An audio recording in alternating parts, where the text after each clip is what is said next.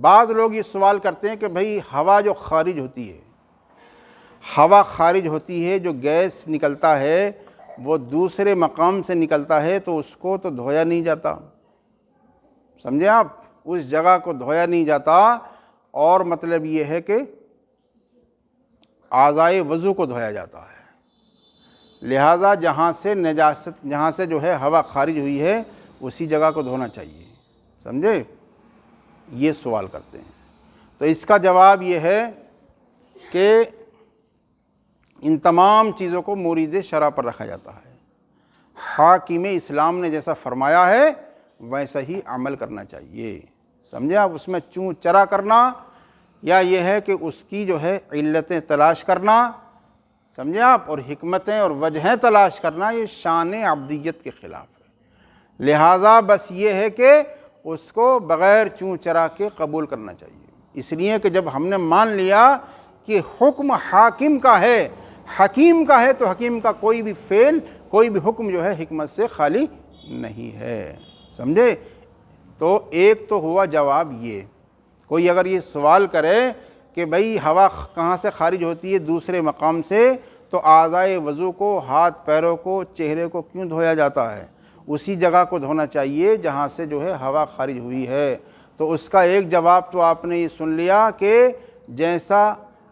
فرمایا ہے اللہ رسول نے ویسا ہی ماننا چاہیے، اس لیے کہ اس میں حکمتیں، وجہیں تلاش کرنا، علتیں تلاش کرنا، یہ شان عبدیت کے خلاف ہے، سمجھے آپ۔ مورد شرع پر اس کو رکھا جائے کہ اس میں بہت ساری حکمتیں ہو سکتی ہیں جن سے ہم آگاہ نہ ہوں، ہو سکتا ہے، سمجھے، اس لیے کہ حکیم کا جو فعل ہے وہ حکمت سے خالی نہیں ہوتا ہے۔ اور دوسری وجہ یہ ہے کہ جب ہوا خارج ہوتی ہے، وضو ٹوٹتا ہے، تو جنات اور شیاطین انسان کو گھیر لیتے ہیں، سمجھے، شیاطین اور جنات کو بھگانے کے لیے، اور ملائکہ جو ہے اس وقت ملائکہ کی دوری ہو جاتی ہے،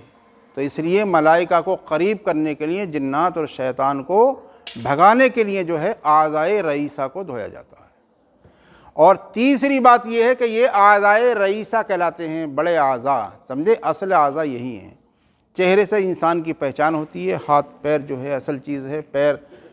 یہ سب اصل چیزیں، اس لیے انہیں کہتے ہیں اعضائے رئیسہ، اور ان کو دھو لیا تو سمجھ لو سارے جسم کو دھو لیا، اس لیے ان اعضاء کو دھویا جاتا ہے۔ لہٰذا اسلام کے ہر حکم میں کوئی نہ کوئی حکمت ضرور ہے، کوئی نہ کوئی حکمت ضرور ہے، اس لیے جو ہے اس جگہ کو نہ دھو کر ان اعضاء کو دھویا جاتا ہے۔ اور اللہ تعالیٰ،